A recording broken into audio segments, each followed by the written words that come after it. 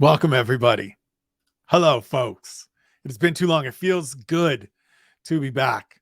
E. Spencer Kite here on Wednesday, June 14th, coming in a little later than normal with one question for every fight for UFC Vegas 75, Vettori versus Cannonier. Had some stuff to take care of in the front half of the day. Thanks to Josh Emmett for his conversation. Got some other stuff out of the way. And we're finally here sitting down doing a video for the first time in way too long. I apologize for not pumping out a ton of content last week for UFC 289 in Vancouver. I was on site all week. It was tough to really steal away and find some spaces to record stuff. I was also doing things all day. I was working all day, taking care of some stuff, seeing some people, getting stuff done. So I apologize for the lack of content. Won't be on the road for a little bit now. I'm not sure when I'm going to go. I promised everybody last week that it won't be, in the case of some people, 4.5 years since they first met me. In the case of others, 7 years since they saw me last. So it will be a shorter window between trips onto the road. Not going out anytime soon, though, like in the next month or anything like that. But at some point this year, I will get back out there and do the damn thing again, because it was a lot of fun to be out there. As I said earlier in the week on the podcast, it was a lot of fun, or on the takeaways, I should say. It was a lot of fun and meant a lot to me to be at Amanda Nunes's final fight. Thank her again, but we move forward. The UFC has moved forward.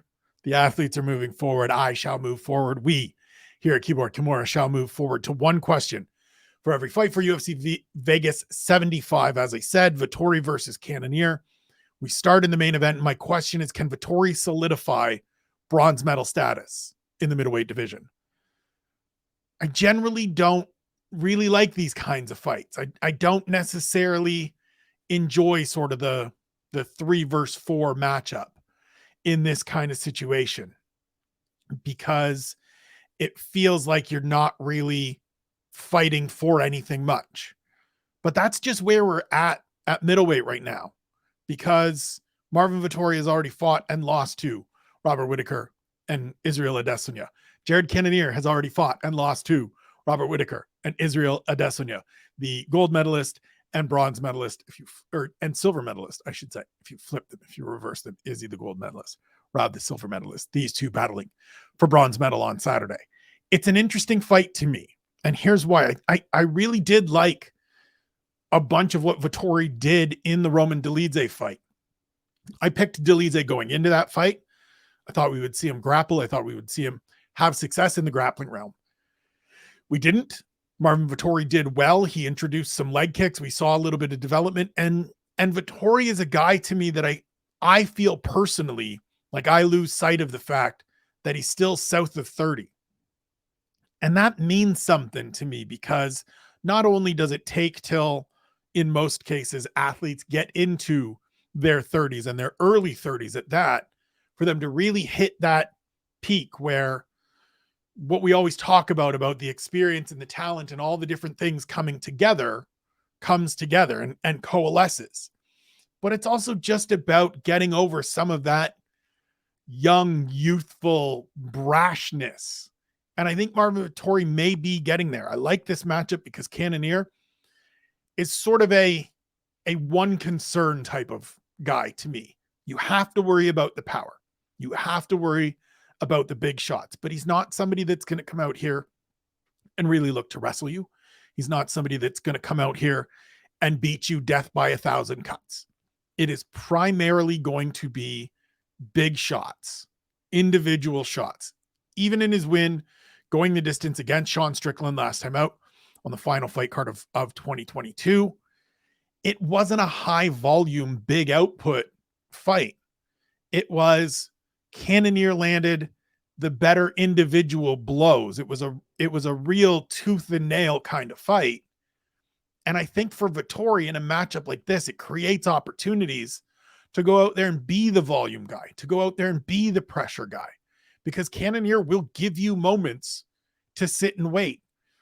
And as much as some people will look at this fight and say, why do I care who gets the bronze medal?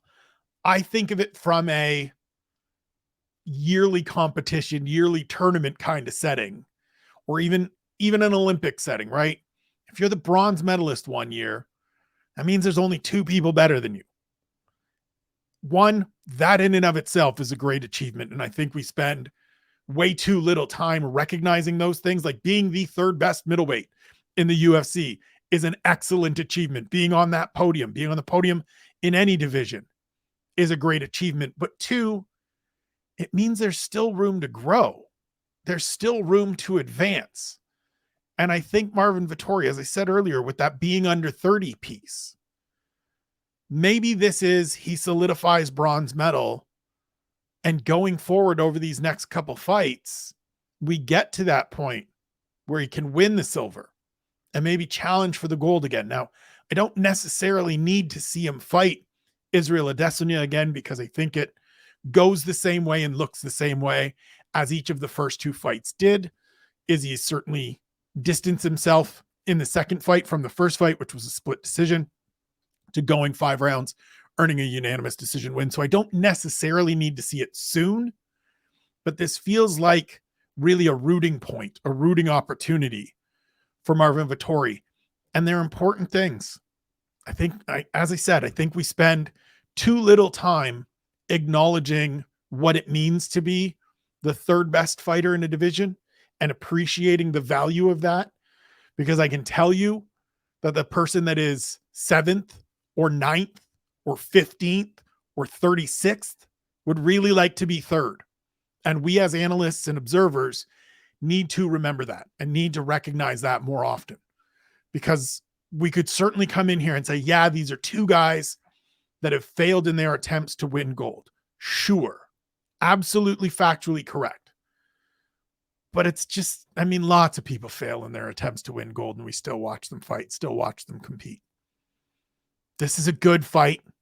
It's a critical fight for the division, even if it doesn't have immediate championship ramifications, and I'm really looking forward to it. Co-main event, Arman Tsarukyan and Joaquim Silva.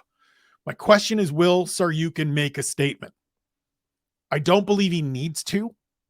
I don't believe he has to by any stretch, but I'm curious to see if he will. This is sort of, I feel bad for Tsarukyan. He was supposed to fight Renato Moicano earlier this year. Moicano got hurt, gets reshuffled back into the deck. This is, I don't want to say the best they could come up with, but Joaquim Silva was the one guy to raise his hand and say, I'll take it. I'll do it.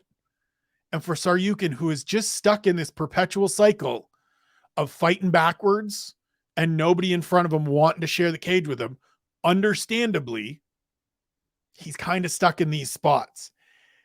And I think the only way that he can get one of those greater opportunities is to really go out and make a statement and really put it on somebody, so that there's even more sort of force behind the UFC pushing him on somebody. I feel like Justin Gaethje, he needs what Rafael Fiziev got through Justin Gaethje, right? At some point, Gaethje realized, I got to fight this dude. I got to fight one of these guys. Let me take the one that's the best matchup for me. And he picked Fiziev. They went out. They did the damn thing. It was wildly entertaining. He got the win. Now he's fighting in Salt Lake City for the BMF title against Dustin Poirier in what is right now the clubhouse leader on the board for fight of the year. Because it's going to be, right? Like it's going to be. Can we just call it now? June 14th, 2:04 p.m. That's going to be fight of the year. If it's not, it means there was something else awesome the rest of the year. Anyways, that's later. We'll get to that in a couple months' time. I feel like Tsarukyan needs one of those opportunities. He's going to need somebody like Michael Chandler being willing to share the cage with him. And I say Michael Chandler because the 3rd episode of The Ultimate Fighter just dropped yesterday. And according to the fine folks at Bloody Elbow, Conor McGregor has 2 days to enter the USADA testing pool in order to fight this year. We will be out of the 6-month window that he needs to clear to be in the pool in order to fight this year. So maybe Mike Chandler needs a dance partner later in the year and it ends up being Arman Tsarukyan. I don't think he is a guy that is ever going to push to make a statement. I think he is very much, I've been talking about him this week and sort of throughout these last few fights as akin to Islam Makhachev, the current champion, and the man he faced in his debut, because I think there are a great deal of similarities there. I think he is somebody that will take finishes and finishing opportunities when they are there, but he's not going to overly push for them. And I want to see on Saturday if he can create a couple, if he can really find ways to navigate himself into position where maybe those are there. Silva is a guy you've got to worry about the big right hand. He's put a lot of people down with it. He's put a lot of people out with it, but he's also somebody that is hittable, that is beatable. This is very much, Tsarukyan is a minus 1,000 the last time I checked. Understandably, rightfully, I want to see if he can go out and really, really command performance here and make it so that he can't be fighting backwards anymore. Make it so that he's got to be facing somebody, if not right beside him in the rankings, somebody further ahead of him. Middleweight fight, Armen Petrosyan. Almost said Tsarukyan again. Back-to-back Armens. It's tough. Armen Petrosyan versus Cristian Leroy Duncan. My question is, can CLD live up to the advanced billing? He's in a weird spot right now. Duncan, former Cage Warriors champion, won his debut, first-round injury stoppage against Dusko Todorovic. Not a lot to take away from it, right? We didn't get a great deal of time of him in the cage. They were against the fence. Todorovic went to circle him off with a body lock and hit kind of a sacrifice throw. Something popped in his knee. Fight's done. Jam's done. Away we go. CLD is one of those guys that and fits sort of a little bit of that Mike Malott thing I was talking about last week at different points of people kind of sleep on him a little bit because the record looks like he's an inexperienced fighter, right? 7-0, 8-0 as a pro. But he had 30 odd fights as an amateur. He had a wealth of amateur experience. And so he isn't really this guy that's coming in just 8 fights into it and is still figuring it out. Knows who he is as an athlete, knows who he is as a competitor in there. And so between the Cage Warrior pedigree, the undefeated record, the hype that's coming in, there's a little bit of buzz. There's a little bit of intrigue, and that becomes a little bit of pressure. And I want to see in a matchup against a guy like Petrosyan, who is solid, but unspectacular in his first couple appearances last year, coming off the Contender Series, 2 wins, 1 loss to Kyle Bahayo, who has been very good. I just want to see if he can come out and have sort of that kind of effort that really justifies and validates some of that hype, some of that advanced billing, as I said. Move on to the featherweight division, Pat Sabatini versus Lucas Almeida. My question is where is Sabatini at following a bad loss? And I don't mean bad in the sense of how could you lose to that guy, because Damon Jackson is certainly not a how could you lose to that guy type of fighter. But bad loss in that Damon Jackson just came out, put it on him, and we were done in just over 60 seconds. And that's one of those things when you're in the midst of a nice run, in the midst of a really good winning streak, all of a sudden it all goes away and you've got to hit reset now. And you fall back probably 2 steps from where you were to now facing a guy in Almeida who is making his second appearance in the octagon. And you're the guy that's in need of the regroup, right? Almeida's coming in off a win, knocked out Mike Trezano in his debut. Sabatini's coming in. Those 4 straight wins have now kind of evaporated a little bit. They're not done, but the shine has come off of them and the oomph behind them has lessened. And so this is a really interesting spot. Now, Sabatini is a veteran dude. He's been through some nasty stuff on the regional circuit. You can go and look up his fight where he dislocated his elbow. It was bent at a very strange angle that it should never be at. So he's rallied and come back from that to get his way here. So it's not that he's incapable, but as always with me, I want to see it. Because the one thing I know about Lucas Almeida is that on Saturday afternoon, he's going to march across the cage and try to do the same thing Damon Jackson did to Pat Sabatini. And we've seen it happen before, right? Jamal Emmers in Sabatini's second fight in the UFC clocked him. Caught him great. And Sabatini was rocked. And in the midst of trying to recover and wrestle through, found a heel hook, got the submission, and we were gone. But he was rocked. And Almeida's going to try to do that too. And so I want to see what adjustments come out of that performance, what adjustments come out of dealing with that loss, working in a gym where there's a lot of good names, there's a lot of good people coming through, but we got to build back. It's time to build back here. Sabatini was on the brink of breaking into the top 15, and I want to see if he can just come back with that same steely resolve after this loss that he had beforehand.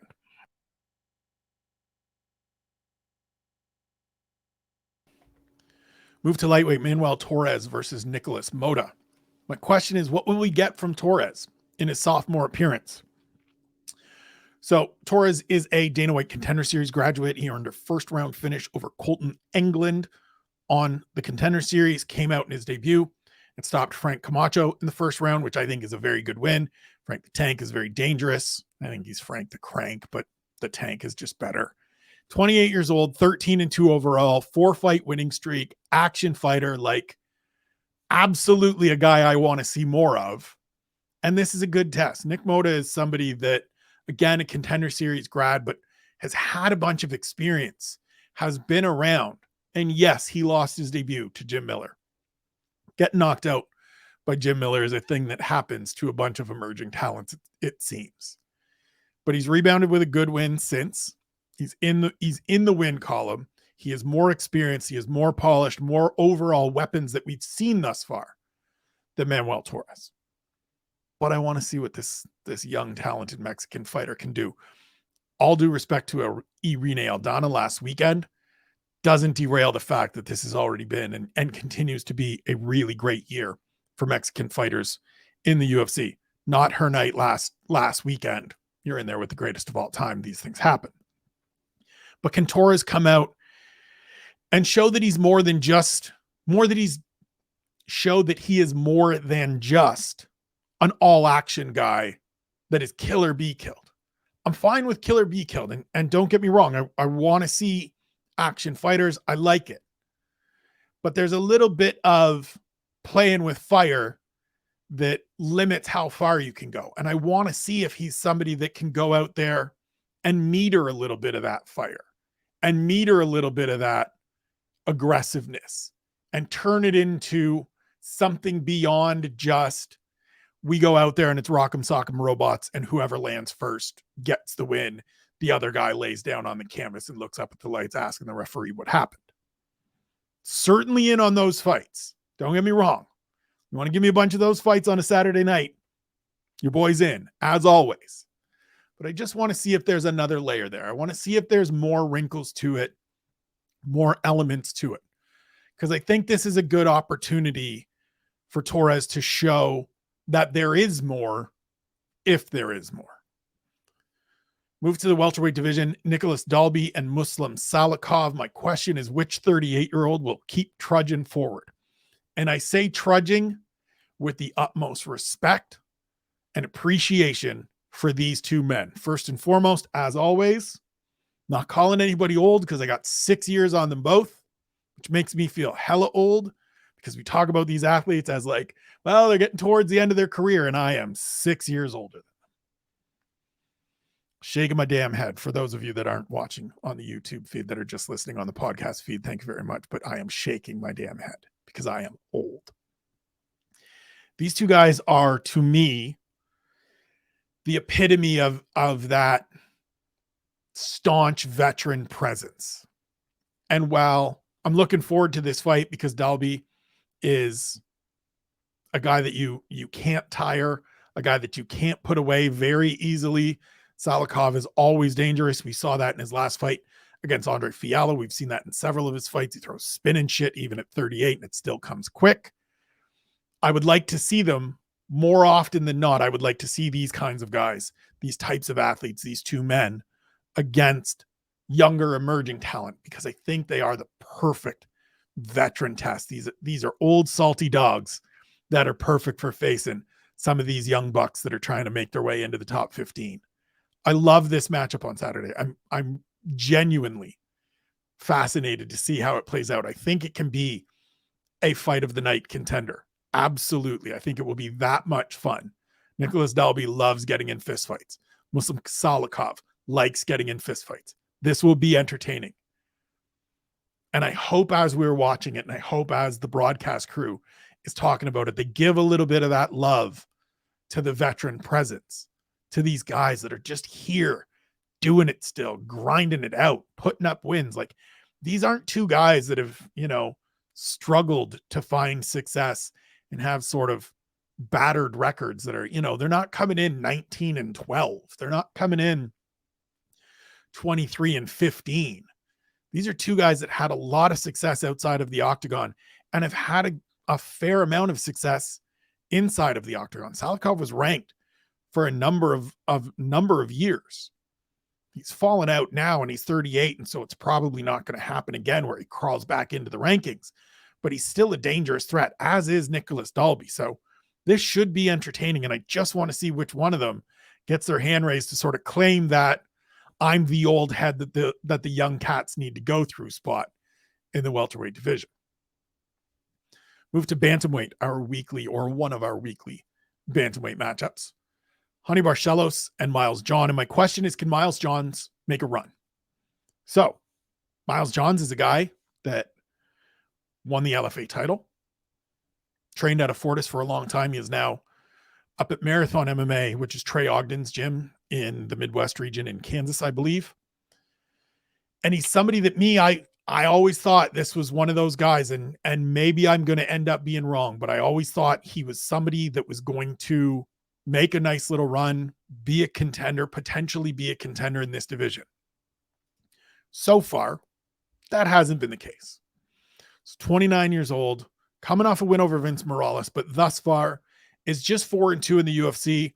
The debut was a split decision win out here in Vancouver 4 years ago over Cole Smith that I know a lot of people necessarily didn't agree with. Lost to Mario Batista, no shame in that. Couple of knockouts, lost to John Castaneda, and then the win over Vince Morales, as I said. So it's been sort of uneven through the middle of the pack.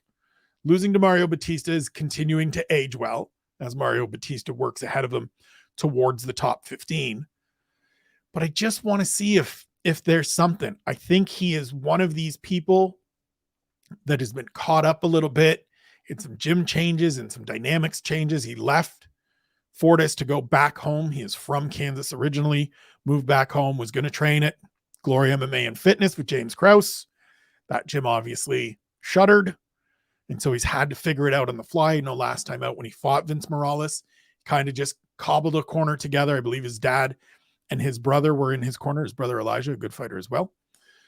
And so I just want to see, Barcelos is a good test. He's a good opportunity to gauge where Miles Johns is at. I don't want to say this is the last time we're going to give him that look, because he is still south of 30, as I was talking about with Marvin Vettori. So there's still some room. And I think the shifting and moving of camps and situations is certainly difficult. But this is going to tell us. You go out and beat Honey Barcelos, it means there is room to go forward. We talked about that with Victor Henry when he did it last year.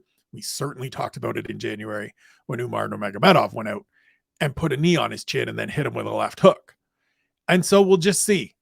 I've always been high on Miles Johns. I've always expected bigger, better, more from him thus far, as somebody that reached the UFC undefeated, beat Adrian Yanez on the regional circuit, beat Levi Moles on the regional circuit, like fought good competition, felt like a guy that was going to get there and just hadn't put it together, hadn't reached that stage.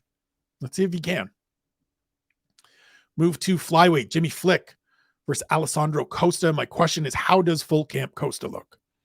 So Nono came in short notice against Amir Albazi in his debut at the end of last year. Took him into the third round, got stopped in the third round. Absolutely no shame in it. Regardless of how you scored that fight between Albazi and Kai Kara France, he showed in that fight that he is a legitimate top 5 fighter, in the flyweight division. And so for Costa to lose to him, there's no shame. He had a good but not great performance on the Contender Series, didn't get a contract. He was on episode 1 last year, the whole B. Joe Pyfer episode. He won the first fight of that episode. Dana wasn't impressed. He didn't get a contract. It is what it is. He's here regardless. And now he's had a camp. And now he's gotten the jitters out of the way. Now he's gotten the first walk over and done with. And so this always feels to me, especially in these positions, like the real chance to make an assessment. I've liked what I've seen so far, but now let's get the real thing, because it is a full camp and it's not against a guy that at this point is so far out of his league that it's tough to expect him to look great. And he looked good. There were good moments from Costa in that fight against Amir Albazi. Jimmy Flick is a much more reasonable matchup here, a much more understandable matchup here. And Jimmy Flick comes into this one sort of in a similar position, right? Came back off a big, long layoff, 2-year sort of mock retirement, pseudo retirement sabbatical to fight Charles Johnson and lost very quickly.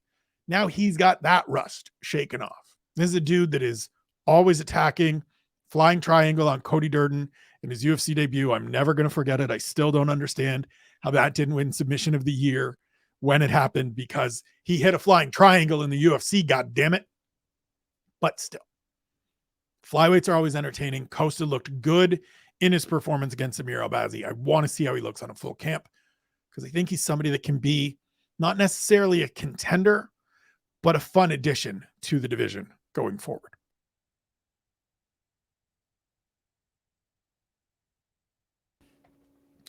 Move back to bantamweight, Kang versus Cristian Quiñónez. And my question is, do you know Kang's record in the UFC? Give you a minute to think about it before we break it down. Done? Looked? Sorted it out? Surprised those of you that looked on Wikipedia or Topology? Mr. Perfect is 7-3 with 1 no contest in the UFC. Lost his debut, then suffered then it was a loss, but Alex Caceres popped hot for weed, and so it's a no contest. So he starts 0-1 with a no contest. Since then, he is 7-2. He has 4-1 in his last 5. You want to give me 35-year-old veterans like this? I'll take them every day. These are my people. These are my people. If there are fighters on the UFC roster that I can claim as my people, these are my people, because these are my cards, right? This is very much a Spencer card. And so Kang is very much a Spencer fighter. Give me well-rounded, dangerous, competent, polished, experienced fighters every day of the week. I know there is nothing sexy about him as a competitor in terms of going forward, though I will say a very good looking man. Even better when he had the long hair. Sharp. Give Sexyama a run for his money, in my opinion. That's just my opinion. But you want to give me guys like this that can be tests, perfect tests for a young fighter like Cristian Quiñónez coming in his sophomore appearance in the UFC off a first round knockout win all day. Bring them to me. Again, those of you not watching on YouTube, I am making the bring them all here motion with my hands.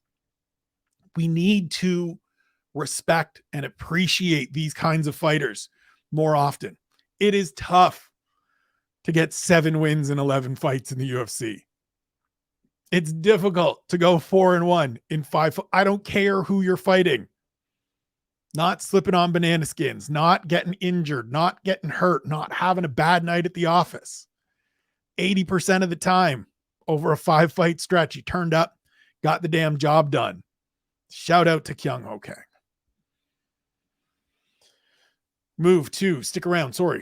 The bantamweight division. No, we moved to the flyweight division. My apologies.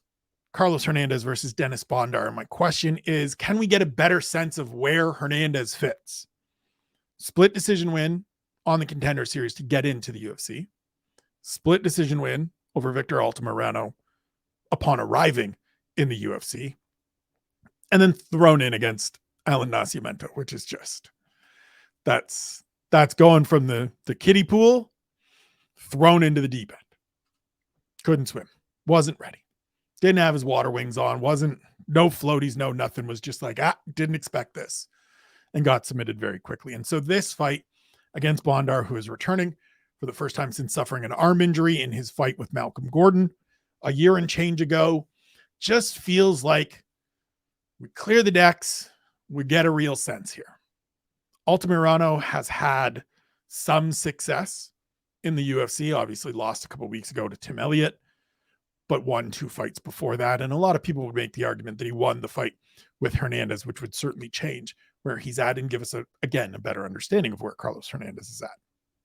But he's one of these Chicago guys, trains with Mike Valley Flow striking system.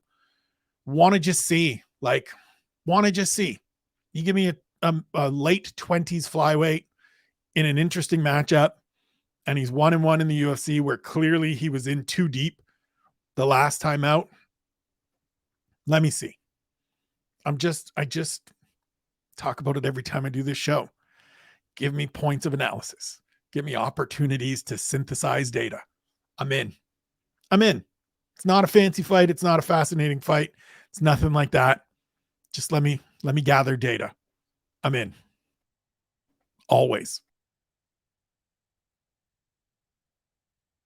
Stick around the flyweight division. Zhalgas Zhumagulov versus Felipe Bunis. Not sure exactly how to pronounce his last name, which tells you why my question is, why are guys like Buenas getting signed? And I don't mean that as a knock specifically on him as an athlete, but here's the picture, okay? 33 years old. He'll be 34 in October. 13-6 overall. He's won his last 2. He's 3-1 in his last 4, but he's only 3-4, in his last 7. He just feels like one of those guys that, like, there's a limited shelf life here. Now, part of the reason he was signed, he won the LFA title last time out by beating Yuma Horiuchi, who was on road to UFC last season. And so I think there's a little bit of, if you win an LFA title and that's on Fight Pass, and you beat a guy that was on Fight Pass on road to UFC, that sort of elevates the cachet a little bit. But it just doesn't feel like the kind of guy that if I'm running the book, if I'm in charge, if I've got the contracts to hand out, I'm looking for a 23-year-old, not a 33-year-old. I'd rather have the kid that is 5-0 and getting started than the guy that is 13-6, and we've probably seen the top end of things. So he had a good win several years ago against Canadian Yoni Sherbatov, but lost to Jussier Formiga last February.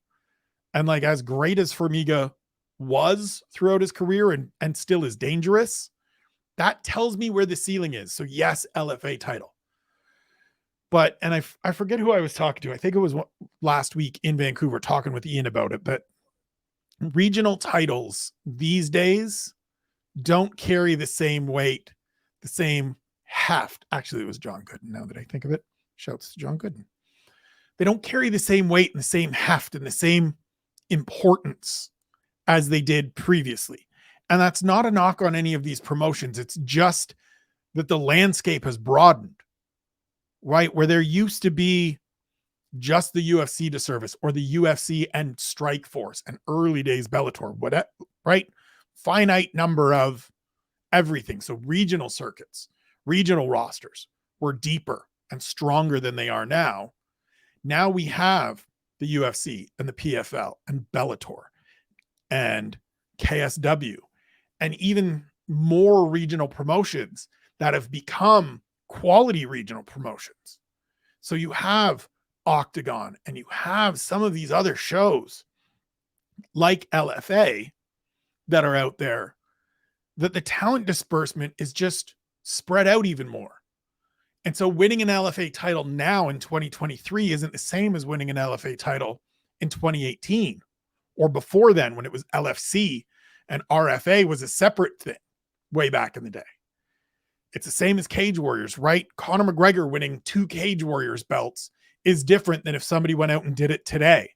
It's still an accomplishment. It's still a big thing. It still means something to get to the top of your promotion.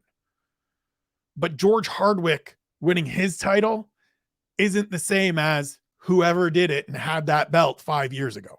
And that's the thing to me with Buenas here, is I get that he's the LFA champ and I have the utmost respect for LFA. I think it is a tremendous promotion, but it doesn't mean the same thing.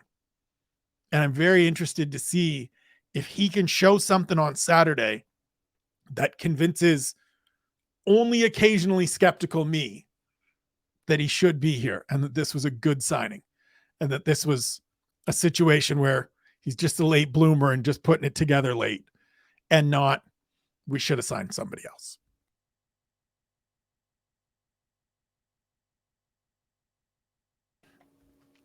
Move to the flyweight division, Teresa Bleda versus Gabriela Fernandez. My question is, what lessons did these women learn in their debut losses? So, Teresa Bleda went out, fought Natalia Silva, looked good in the first round, faded hard, dominated in the second, kicked in the face in the third. Done. Gab Fernandez, big, strong, physical, imposing looking woman, went out and couldn't stop a takedown to save her life against Jasmine Jasudavicius. Obviously that win, or that loss, I should say, continuing to look not that bad as Jazz went out. Got a win last weekend over Miranda Maverick, earned a place in the rankings. Congratulations to the Canadian joining the rankings. And so I just want to see, it's a relatively quick turnaround for Fernandez. It's been a little bit longer for Bleda. That fight happened towards the end of last year, but I just want to see, right? These are the things. You went out, you had a loss, you tried, it didn't work out. How did you regroup? What did you rebuild? What did you work on? Did you address those issues that presented themselves? So for Teresa Bleda, have you worked on the conditioning? She is a big, strong, physically imposing looking woman. Have you sorted some of that out so that the weight cut and that carrying that muscle around doesn't deplete you as quickly as it seemed to in that fight with Natalia Silva? For Gabriela Fernandez, have you addressed takedown defense and fighting along the cage, getting those underhooks in, getting that opponent up, pushing that head away, whatever you need to do? These are the things that separate folks that come in and have 2-3 fights in the UFC and folks that have 5, 6, 7 fights in the UFC. And this fight on Saturday between these two is the fight that's going to determine whether there are 2 or 3 fight or a 5 or 6 fight individual in the UFC. I think both have the ability or the upside, the room to grow to get to being tenured fighters on the roster. But they got to show it. We're at a point. It sounds weird to say that we're at a point where they have to show it just 2 fights in, just in their second fight. We're at the point where they have to show it. And I'm looking forward to seeing if either or both have made those adjustments. Next up, bantamweight division, Dan Argueta against Ronnie Lawrence. My question is, can Lawrence return to form? So he lost last time out, and this feels a little bit similar to what I was talking about with Pat Sabatini. It's not that the one loss ruins everything, takes away everything, diminishes everything, but it sets you back a spot. And so Lawrence had a couple good wins after a great performance on the Contender Series, but came out last time, fought Sadykhub Kakhramonov, didn't have anything for him. I actually talked to Ronnie Lawrence before this fight. Story is up now on UFC.com. He was really unhealthy going into that fight, dealt with a myriad health issues for the last couple of years. Says he's got all of it under control, says it's all in check, says it's the best he's felt in a long time. And I'm curious to see if that's the case, because at his best in that Contender Series fight, and even really in his debut against Vince Cachero, looked really good. Looked like a guy that could be not necessarily a capital G guy in the bantamweight division, but somebody that could be fun and get into that second 15 at the least, right? Going to be entertaining, going to be interesting, can do a little bit of everything. Good wrestler, good scrambler, got some decent hands, works with Roger Crawl, so he's got some good hands. He knows how to box a little bit. And then he looked terrible against Kakhramonov. Now, we can give him benefit of the doubt on the health side of things. I'm not him. I'm not a doctor. I can't tell you how he felt, what he looked like. All I can do is take that evidence, lay it into this fight against Dan Argueta, and see what he looks like. Argueta feels like a good matchup for him if he is healthy, if he is ready to go out and have a good performance. He is a wrestler with heavy hands, but not crisp hands. That's sort of what Lawrence said about him, and I tend to agree. He's a guy that's got looks like he should have power, but doesn't quite convey that power in his shots. And so healthy Ronnie Lawrence, full speed Ronnie Lawrence, can you go out and have one of those performances? He's one of these guys that coming off Contender Series, Dana went in the back and raved about his performance. It set the bar for him. He was somebody that we were all checking for coming into the UFC, and it was impressive right out of the gate. Can we get back there? That's what this weekend is for him. Last one, light heavyweight division, Zach Pauga versus Modestas Bukauskas. And my question is just, who shows more in their sophomore showing?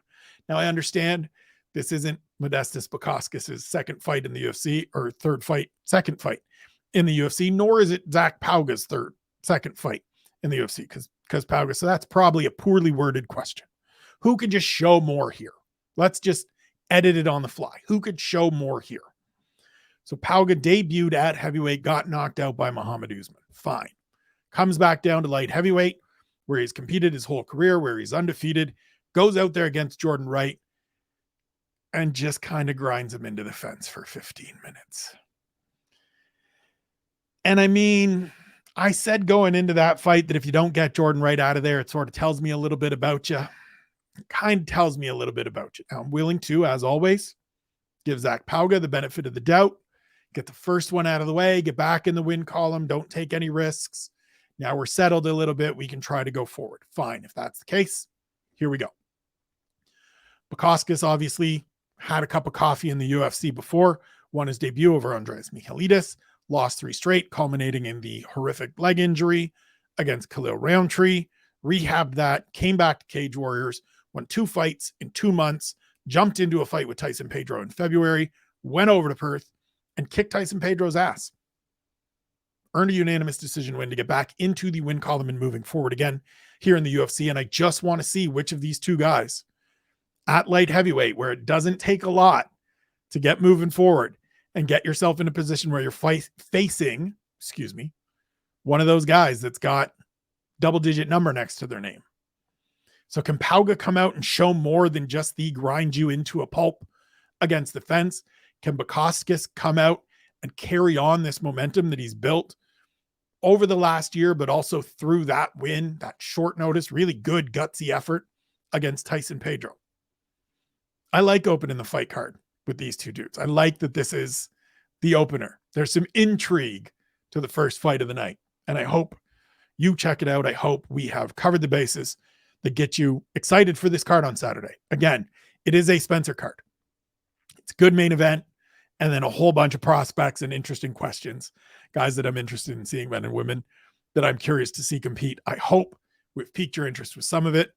I will be back tomorrow with 10 things. 2-piece on Friday with the betting show and Punch Drunk predictions. Thinking about combining them into one. Let me know in the comments on Twitter if you want one show or two. Generally, they're about 30 minutes each, max 25 minutes each. Combine them, obviously, there'd be about an hour. Let me know what you like more. I am here for you. I'm glad to be back. Thank you for watching. Thank you for listening. Check out the Substack. QR code is there. Check out the boys at One Bone at onebonebrand.com. ESK20 at checkout for 20% off. Follow me on Twitter and Instagram at Spencer Kite. It's great seeing you again. We'll talk soon.